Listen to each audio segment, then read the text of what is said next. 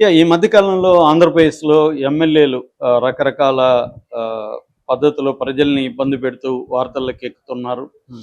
So, మనం గూడా వీటి విషయాలు మాట్లాడుకున్నాం. నిన్న కేబినెట్ సమావేశం జరిగింది. ఈ సమావేశం సందర్భంగా 7 మంది ఎమ్మెల్యేల మీద లోకేష్ సీరియస్ సీరియస్. అయ్యాడనేది ఒక వార్త వైరల్ అవుతుంది. రెండో వార్త ఫ్రంట్ పేజీలో ఆంధ్రజ్యోతి ఈనాడు రాస్తున్నారు. వాళ్ళేం రాశారంటే, ఈ ప్రసాద్ ఎవరైతే ఉన్నారో దగ్గుపాటి వెంకటేశ్వర ప్రసాద్ హ్మ్. అనంతపూర్ ఎమ్మెల్యే, ఆయన జూనియర్ ఎన్టీఆర్‌ని బూతులు తిడుతూ వార్ 2ని ఈ అనంతపూర్‌లో నేను ఆడనివ్వను, ఆడొద్దు అని అతను ధనంజయ్ నాయుడు అనే అబ్బాయిని బెదిరించడం అనేది ఆడియో లీక్ అయింది.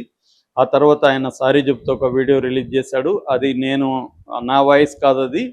అది ఏఐ టెక్నాలజీతో మార్చారు. నేను ఎస్పీకి కూడా కంప్లైంట్ ఇచ్చాను. నా వాయిస్ కాదు. అయినప్పటికి కూడా నా పేరు వచ్చింది కాబట్టి నేను సారీ చెప్తున్నా అని చెప్పాడు. కానీ ఎన్టీఆర్ ఫ్యాన్స్ దాన్ని వదలట్లేదు. ఆ ధనంజయ రెడ్డి కూడా నిన్న మీడియాతో మాట్లాడాడు. నన్ను కూడా బెదిరిస్తున్నారు, మా ఇంట్లో వాళ్ళని బెదిరిస్తున్నారు, అదంతా ఫేక్ అని చెప్పమంటున్నారు. కానీ అది ఎన్టీఆర్‌ని బూతులు తిట్టింది వాస్తవమే. నాతోనే వాయిస్ నాతోనే చెప్పాడు. నేను మళ్ళీ కూడా ఆయనకి ఆడియో రికార్డ్ చేసి కూడా పంపించాను. దీన్ని నేను నారా లోకేష్ దృష్టికి కూడా తీసుకెళ్తాను. ఎందుకంటే నేను తెలుగుదేశం వాడిని, తెలుగుదేశం కార్యకర్తని. నన్ను కూడా తిట్టాడు. దాంట్లో నన్ను ఎందుకు తిడతాడు ఇతను? నాకేమన్నా చేశాడా? నాకు ఏ రకమైన హెల్ప్ చేయలేదు. నన్ను తిట్టే హక్కు ఇతనికి ఎవరు ఇచ్చారనేది కూడా అతను గట్టిగానే అంటున్నాడు. అట్లాగే నాకు ప్రాణహాని ఉంది, వీళ్ళ అనుచరులు నన్ను చంపే అవకాశం ఉందని కూడా అతను మాట్లాడుతున్నాడు. మరోవైపు ఈ జూనియర్ ఎన్టీఆర్ ఫ్యాన్స్ అసోసియేషన్ వాళ్ళు అనంతపూర్లో ట్రై చేశారు.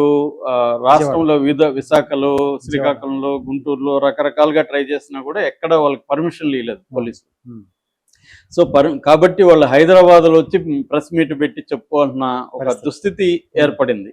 అంటే ఒక జూనియర్ ఎన్టీఆర్‌ని అంత బండబూతులు తిడితే దానికి వ్యతిరేకంగా ఒక ప్రెస్ మీట్ పెట్టి చెప్పుకునే ఒక హక్కు కూడా ఆంధ్రప్రదేశ్ ప్రభుత్వం వాళ్ళకి కల్పించలేదంటే దాన్ని బట్టే అర్థమవుతుంది మనకి పరిస్థితి. కానీ ఇప్పుడు ఇది తీవ్ర వ్యతిరేకత అన్ని వర్గాల నుంచి రావడంతో ఏమైందంటే తెలుగుదేశం మీడియా కవర్ చేయడానికి ట్రై చేస్తుంది.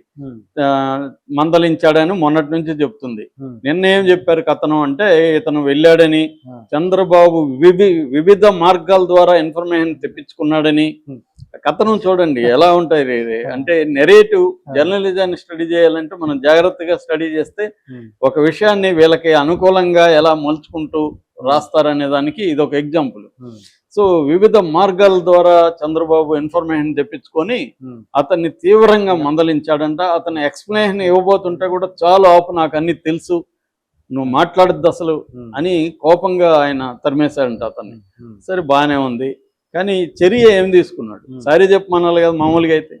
సారీ చెప్పలే, పోనీ సారీ చెప్పలేదు. ఎన్టీఆర్ ఫ్యాన్స్ కి ఎందుకు నువ్వు ప్రెస్ మీట్ పెట్టుకోవడానికి ఇవ్వలేదు? క్లియర్ గా ఎన్టీఆర్ ఫ్యాన్స్ ఏం ఆరోపిస్తున్నారంటే ఇతన్ని చంద్రబాబు సపోర్ట్ చేస్తున్నాడు అనేది క్లియర్ గా వాళ్ళు ఆరోపిస్తున్నారు.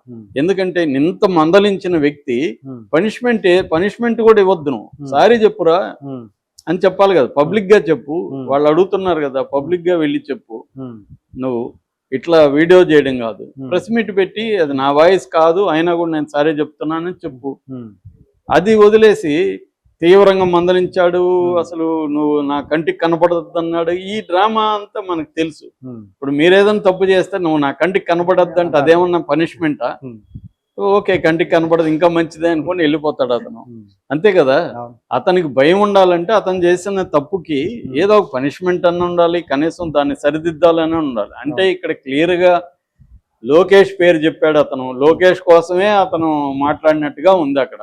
కాబట్టి లోకేష్ అతని మీద చర్య తీసుకోడు. అసలు ఎమ్మెల్యేలు ఈ స్థాయిలో రెచ్చిపోతున్నారంటే అర్థం ఏంటి?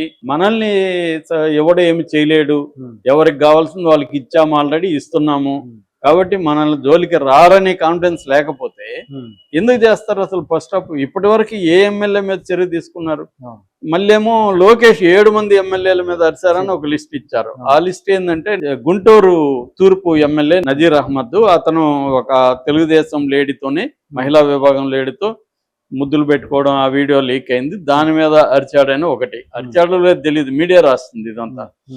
రెండవది పాసం సునీలు, కోటంరెడ్డి, శ్రీధర్ రెడ్డి, వీళ్ళిద్దరు వీళ్ళిద్దరి దేనికంటే మొన్న వీళ్ళ భాషలో కిలాడి లేడీ నెల్లూరు నిరజాన అనే అరుణ అనే ఒక ఆవిడ్ని తీసుకొచ్చి శ్రీకాంత్ అనే ఒక అతను రౌడీ షీటర్కి ఈమె లవర్ అతను జైల్లో ఉన్నాడు, అతనికి పెరోల్ ఇవ్వడానికి వీళ్ళిద్దరు రికమెండ్ చేశారు.